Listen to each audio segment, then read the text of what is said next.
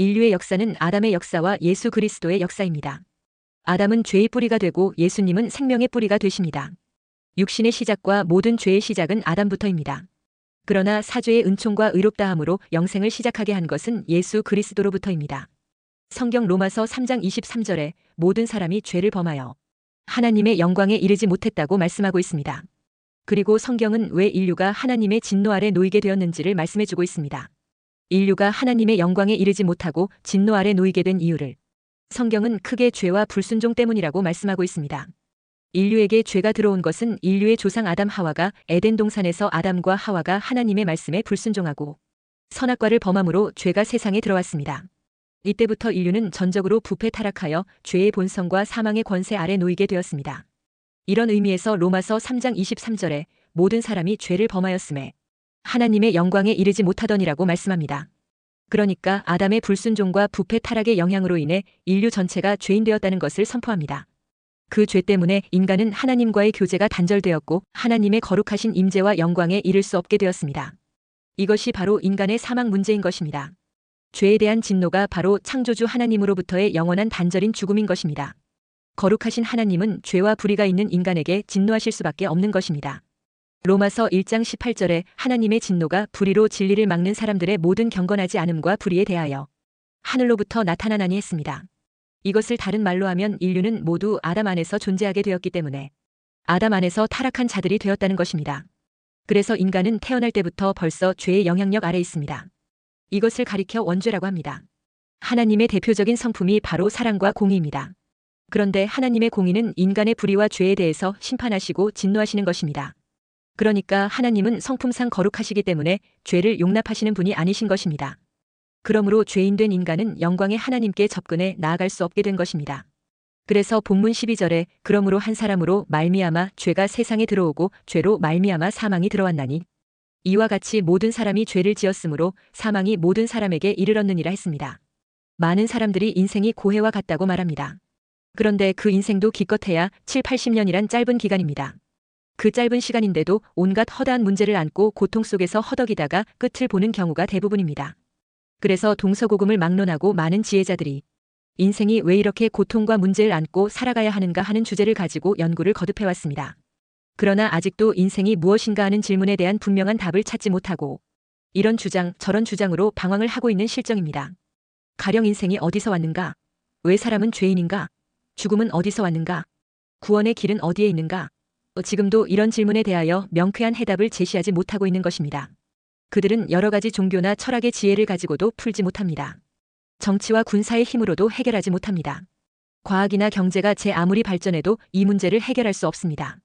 그런데 성경은 분명하고도 자세하게 우리에게 가르쳐줍니다. 히브리서 11장 3절에 믿음으로 모든 세계가 하나님의 말씀으로 지어진 줄을 우리가 아나니 보이는 것은 나타난 것으로 말미암아 된 것이 아니니라 했습니다. 디모데전서 2장 4절에 하나님은 모든 사람이 구원을 받으며 진리를 아는 데에 이르기를 원하시느니라 했습니다. 하나님께서는 모든 사람이 다 구원받고 진리를 알게 되기를 원하신다고 말씀합니다. 그렇게 하기 위해 하나님이 진리의 말씀이 되셔서 직접 육신을 입고 우리에게 찾아오신 분이 바로 예수 그리스도입니다. 요한복음 1장 1절에 태초에 말씀이 계시니라. 이 말씀이 곧 하나님이시니라 했습니다. 그리고 이 태초에 말씀이신 하나님은 요한복음 1장 14절에 말씀이 육신이 되어 오신 아버지의 독생자 예수님이라고 말씀하고 있습니다. 말씀이 육신이 되어 오신 이 예수님은 자기 자신을 요한복음 14장 6절에서 내가 곧 길이요 진리요 생명이라고 했습니다. 그러면서 스스로 이 진리 되신 예수님을 알게 되면 우리를 죄와 사망과 인생의 무의미에서 자유케 해주신다고 약속하고 있습니다. 그래서 요한복음 8장 32절에 진리를 알지니 진리가 너희를 자유롭게 하리라 했습니다. 그러므로 진리 되신 예수님을 바로 배워서 알아야 합니다. 그리하여 그 진리 위에 바로 서야 합니다.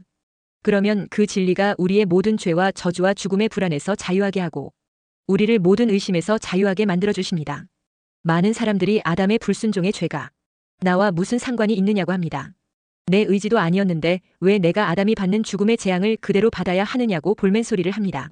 하나님은 범죄한 아담에게 이렇게 말씀하십니다.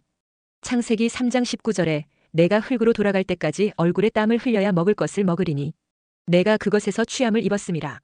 너는 흙이니 흙으로 돌아갈 것이니라 하시니라 했습니다. 이것은 범죄한 아담에게 내려지는 죽음의 선고입니다.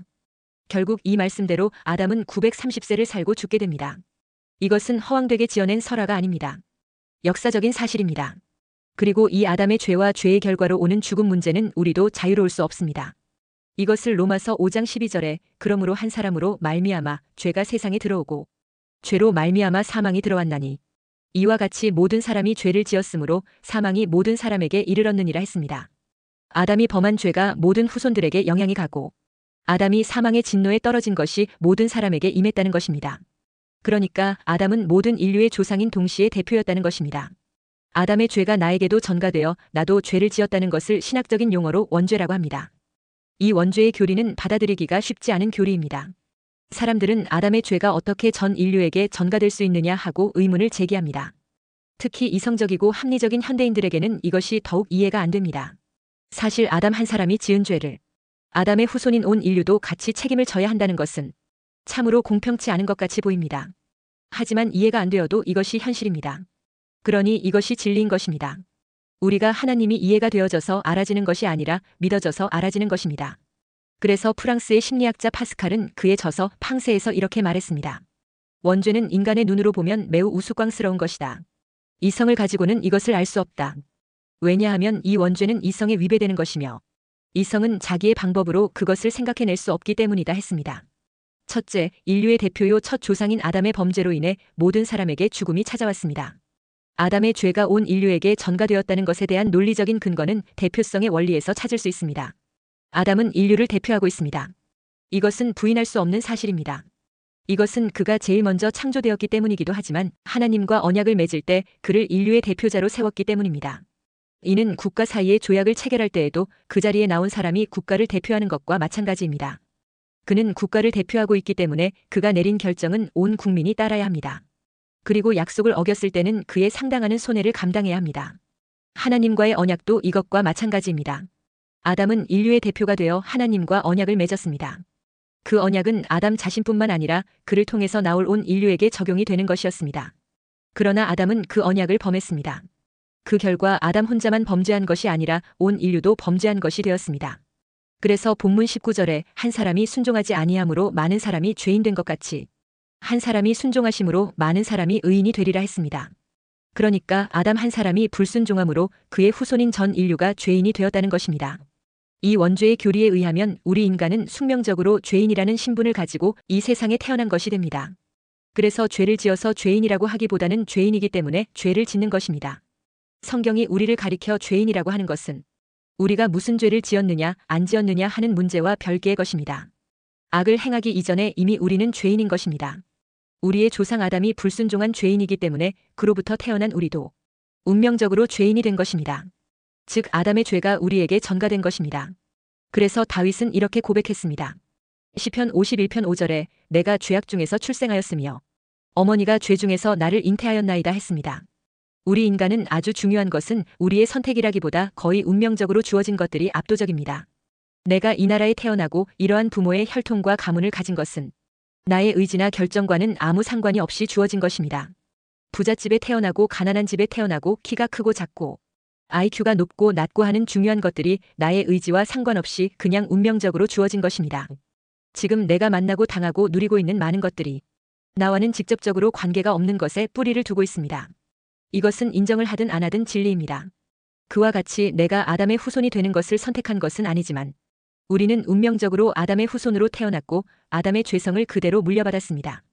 그 결과 내 안에서 나도 모르게 죄성이 나옵니다. 그리고 자범죄에 빠지기도 합니다. 인류를 대표하는 아담이 그 죄로 인해 죽는 것처럼 나도 죽는 것입니다. 이것이 대표 원리입니다. 이 대표 원리를 인정하지 않으면 원죄를 인정할 수 없습니다. 그리고 또 이 대표 원리를 인정하지 않으면 예수 그리스도의 십자가의 구속도 인정할 수 없습니다. 그 이유는 아담 한 사람이 순종하지 않으므로 많은 사람이 죄인이 된 것 같이 예수 그리스도 한 사람의 순종으로 많은 사람이 의인이 되기 때문입니다. 안 되면 조상 탓하고 잘 되면 내 탓으로 하는 식으로 하는 것은 나의 억지일 뿐입니다. 죄성을 조상 아담의 탓으로 돌리면 죄에 삭인 죽음이 거둬져야 하는데 그게 안 되는 것입니다. 내가 아담 탓을 하든 안 하든 상관없이 여전히 우리는 죄의 삭스로 오는 사망이 우리를 사로잡고 있는 것입니다. 여기서 내 스스로의 방법과 힘으로 빠져나갈 수가 없습니다. 둘째, 또 다른 인류의 대표인 예수님의 순종과 속죄로 인하여 우리에게 생명이 찾아왔습니다. 아담의 후손인 인류에게는 죽음과 심판밖에 기다리는 것이 없습니다. 그런데 본문 18절에 그런즉 한 범죄로 많은 사람이 정죄에 이른 것 같이 한 의로운 행위로 말미암아 많은 사람이 의롭다 하심을 받아 생명에 이르렀느니라 했습니다. 우리에게는 첫 번째 아담과 다른 두 번째 아담이 있다는 것입니다. 그가 누구입니까? 예수 그리스도입니다. 14절에 아담은 오실 자의 모형이라 했습니다. 여기서 오실 자는 바로 예수 그리스도를 가리킵니다. 즉 아담이 인류의 대표인 것처럼 예수 그리스도도 새로운 인류의 대표가 된다는 말입니다. 아담이 인류의 머리인 것처럼 예수 그리스도는 믿는 사람들의 머리가 된다는 것입니다. 아담은 하나님께 불순종함으로 온 인류를 죄와 죽음으로 몰아넣었지만 예수 그리스도는 순종함으로 구원과 생명을 선물해 주셨습니다. 이 사실에 대해 고린도전서 15장 22절에 아담 안에서 모든 사람이 죽은 것 같이 그리스도 안에서 모든 사람이 삶을 얻으리라 했습니다. 아담 안에서는 모든 사람이 죽었습니다. 그러나 이제 예수 그리스도 안에서는 모든 사람이 살게 되었다는 것입니다. 18절에 아담 한 사람의 범죄로 모든 사람을 정죄에 이르게 한 것처럼 예수님의 한 의로운 희생으로 모든 사람이 의롭다 하심을 받고 영원히 살 수 있는 길을 열었습니다. 19절은 이 사실을 다르게 표현하고 있습니다. 한 사람이 순종하지 아니함으로 많은 사람이 죄인 된 것 같이 한 사람이 순종하심으로 많은 사람이 의인이 되리라 했습니다. 아담은 하나님께 불순종하여 자신과 모든 인류를 죄인 되게 만들었지만 예수님은 순종함으로 많은 사람을 의인이 되게 만들었습니다. 그러므로 죄인된 우리가 의롭게 되는 것은 모두 예수님의 은혜 때문입니다. 우리가 현재 누리고 있는 은혜와 사랑은 예수 그리스도로 말미암아 된 것입니다. 즉 예수님 때문에 구원을 선물로 받게 되었습니다. 예수님 때문에 생명 안에서 왕노릇하게 되었습니다. 예수님 때문에 의롭다 하심을 받아 생명에 이르게 되었습니다. 예수님 때문에 영원한 생명에 이르게 되었습니다. 모든 것이 다 예수님 때문이라는 것입니다. 이것에 비해 내가 한 것은 하나도 없습니다. 나는 입 앞에 웬 은혜로운 떡이 다가와서 넙죽 받아먹은 것밖에 없습니다. 그 은혜를 내 앞에 가져오신 분은 예수님이었습니다. 내가 한 일이라고는 믿고 받아들인 것밖에 없습니다. 받아들이는 행위가 바로 믿음입니다. 그런데 받아들인 것을 가지고 자랑할 수 있나요? 내가 예수님을 믿었다는 것을 공로로 내세울 수 있나요? 없습니다. 은혜를 받아들인 것을 자랑할 수 없는 것과 같이 믿은 것을 내세울 수 없습니다. 구원에 관한 한 모든 것은 하나님과 예수님이 한 것이고 나는 그저 믿음으로 받아들인 것밖에 없습니다. 그러니 자랑할 것도 내세울 것도 아무것도 없습니다. 오직 예수 그리스도의 은혜입니다. 나는 은혜로 구원을 받았고 또 은혜로 살고 있으며 그리고 은혜로 천국에 가게 되는 것입니다. 우리가 예수님을 믿고 받아들이기 전에는 어떤 상태에 있었던 사람이었습니까? 12절에 그러므로 한 사람으로 말미암아 죄가 세상에 들어오고 죄로 말미암아 사망이 들어왔나니 했습니다. 그리고 14절에 그러나 아담으로부터 모세까지 아담의 범죄와 같은 죄를 짓지 아니한 자들까지도 사망이 왕노릇하였나니 했습니다. 그리고 17절에는 한 사람의 범죄로 말미암아 사망이 그 한 사람을 통하여 왕노릇하였은즉 했습니다. 그래서 21절에 이는 죄가 사망 안에서 왕노릇한 것 같이 했습니다. 무슨 말입니까? 과거 나에게는 죄와 사망이 왕노릇하였다는 것입니다. 나는 죄와 사망의 지배를 받고 살았다는 것입니다. 나는 죄와 사망의 권세 아래 놓여 있었다는 것입니다. 죄와 사망이 나를 좌지우지하였다는 것입니다. 죄와 사망이 나의 인생을 지배하였다는 것입니다. 죄와 사망의 권세 뒤에는 누가 있습니까? 마귀입니다. 나는 마귀에게 코가 꿰어 꼼짝없이 끌려다녔던 것입니다. 끔찍한 실존이었습니다. 나의 과거는 그런 존재였습니다. 내 의지와 뜻으로 살았던 것 같은데 실상은 그렇지 않았습니다. 죄와 사망의 권세를 가진 마귀가 나의 삶을 지배했던 것입니다. 그래서 항상 불안, 초조, 걱정, 근심 속에 쌓여 살았습니다. 분쟁, 다툼, 시기, 질투, 미움, 원망, 불만투성이었습니다. 부정적인 생각, 비관적인 생각, 소극적인 생각, 비판적인 생각 속에서 벗어나지 못했습니다. 환난과 곤경과 어려움과 고통으로 심령이 편안할 날이 별로 없었습니다. 죄와 사망의 권세가 내 속에서 왕노릇을 하고 있었으니 비참한 삶을 살 수밖에 없는 것입니다. 그러나 예수 그리스도의 은혜로 구원을 받고 보니 어떤 사람으로 변했습니까? 17절을 보시기 바랍니다. 더욱 은혜와 의의 선물을 넘치게 받는 자들은 한 분 예수 그리스도를 통하여 생명 안에서 왕노릇하리로다 했습니다. 또 21절 하반절에 은혜도 또한 의로 말미암아 왕노릇하여 우리 주 예수 그리스도로 말미암아 영생에 이르게 하려 함이라 했습니다. 이제는 왕노릇하는 주체가 달라졌습니다. 과거에는 죄가 사망 안에서 나의 왕노릇을 하였습니다. 그러나 지금은 내가 은혜와 생명 안에서 왕노릇하고 있습니다. 과거에는 죄가 나를 지배하였습니다. 그러나 지금은 은혜가 나를 지배합니다. 이제는 나의 주인이 마귀가 아닙니다. 나의 주인은 예수 그리스도입니다. 나는 이제 은혜와 함께 나의 주인인 예수 그리스도를 모시고 왕 노릇하며 살게 되었습니다. 그래서 결국은 나는 영생에 이르게 됩니다.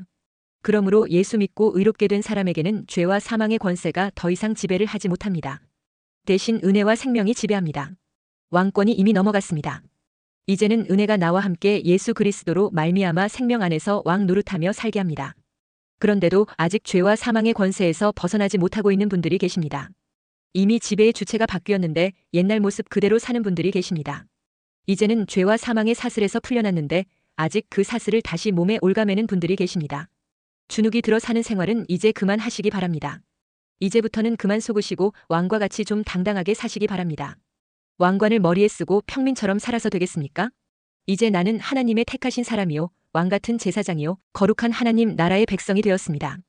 이 축복과 은혜를 누리시며 사시기 바랍니다. 그런 왕권을 행사하며 사시기를 바랍니다. 그러므로 혹시 시험과 환난 중에 있는 분이 계십니까? 예수 그리스도의 이름으로 명하노니 시험과 환난은 물러갈지어다라고 선포하시기 바랍니다. 가정에 문제가 있는 분이 계십니까? 우리 가정에 평안이 있을지어다라고 말할 수 있기를 바랍니다. 육신의 질병이 있는 분이 계십니까? 병마야, 물러갈지어다라고 명령할 수 있기를 바랍니다. 사업이 침체 상태에 빠져 있는 분이 계십니다. 사업이여, 불같이 일어날지어다라고 믿음으로 없는 것을 있는 것처럼 믿음으로 예수 이름으로 소환하고 부르시기 바랍니다. 그러면 주님께서 내 믿음대로 될지어다 하시면서 모든 흑암과 저주와 재앙을 사라지게 만들 줄로 믿습니다. 셋째, 사망에서 생명으로 나아가고 저주에서 축복으로 바꾸려면 생명의 대표자 되신 예수님을 믿고 중심에 모시고 바라보면서 나아가야 합니다. 문제와 시험의 풍랑 앞에서 예수님을 놓치면 베드로처럼 시련의 바닷속으로 빠져 들어갈 수 있습니다. 그러므로 의심하지 말고 믿음으로 담대하게 예수님만 바라보고 나아가시기 바랍니다. 사람을 쳐다보지 말고 문제의 환경을 쳐다보지 마시기 바랍니다.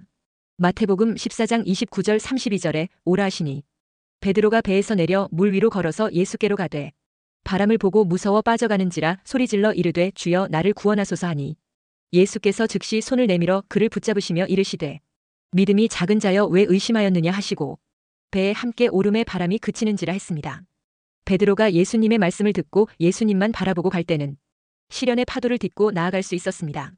그러나 베드로의 시선이 예수님을 놓치고 바람에 일렁이는 파도를 바라보았을 때 시련의 바다 위로 걷는 것을 의심하게 되고 이건 말도 안 돼, 이런 현실이 아닐 거야, 내가 지금 무슨 짓을 하고 있지 하며 두려움에 빠짐으로 믿음이 작아지면서 믿음이 날아가 버리고 말았습니다. 믿음은 어떤 시험과 의심의 상황에서도 온전케 하시는 예수님을 바라보는 것입니다. 그래서 히브리서 12장 2절에 믿음의 주요 또 온전하게 하시는 이인 예수를 바라보자 했습니다. 시험의 바람은 고해의 바다인 이 세상을 살아갈 때 시시때때로 일어납니다. 인간은 사회라는 공동체 안에서 소통하며 관계를 이루며 살아가는 존재이기 때문에 모든 관계 속의 마귀는 시험의 바람을 불러 일으킬 수 있습니다. 가정과 교회와 직장과 사회에서 만나는 사람과 일어나는 사건 속에 이런저런 바람이 일어나 그것이 시련의 파도처럼 다가올 수 있습니다. 이때 베드로처럼 실족하지 않으려면 예수님만 바라보아야 합니다. 가정과 교회와 직장과 사회 공동체 안에서 관계 가운데 예수님만 항상 바라보아야 합니다. 어떻게 예수님만 바라봅니까? 골로새서 3장 23절에 무슨 일을 하든지 마음을 다하여 주께 하듯 하고 사람에게 하듯 하지 말라 했습니다. 모든 관계 속에서 예수님을 보듯이 바라보라고 말씀하고 있습니다. 그래서 주께 하듯 하고 사람에게 하듯 하지 말라 했습니다. 우리가 사회 공동체에서 그리스도를 표현할 수 있는 4가지 방법이 있는데 그것은 곧 순종과 희생과 섬김과 사랑입니다. 이것이 바로 예수의 마음입니다. 빌립보서 2장 5절에 너희 안에 이 마음을 품으라 곧 그리스도 예수의 마음이니 했습니다.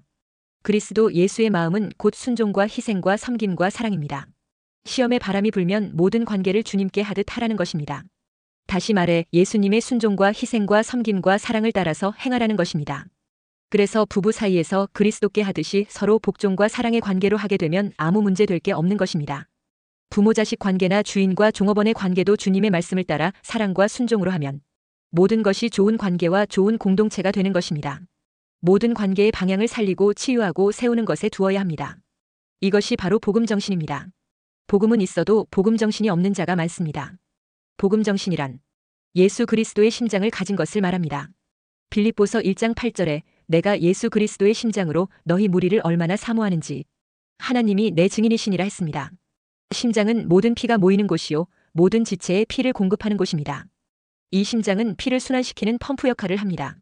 모든 관계를 복음의 심장으로 하라는 것입니다. 그러니까 부부관계, 부자관계, 주종관계를 살리고 치유하고 세우는데 방향 맞추라는 것입니다. 그러니까 복음의 심장으로 하라는 것입니다. 하나님은 우리에게 완전한 복음을 주셨습니다. 그래서 이 복음 안에서 모든 사람을 살리고 치유하고 세우라는 것입니다. 복음에는 생명과 능력이 있기 때문에 그것으로 그렇게 하라는 것입니다. 이런 중심으로 살면 마귀가 보내오는 시험의 바람에 속지 않고 오히려 그 바람을 타고 더욱 성숙하고 열매 있는 자가 되어 하나님께 영광이 되고 사람들을 살리고 치유하고 세우는 축복의 사람이 될 것입니다. 이렇게 둘째 아담 되신 예수님의 대속의 은혜를 입고 구원받은 자로서 그 은혜에 보답하며 주님처럼 순종과 희생과 섬김과 사랑으로 섬겨 살리고 치유하고 세우는 축복의 사람으로 살게 되시기를 주의 이름으로 축원합니다.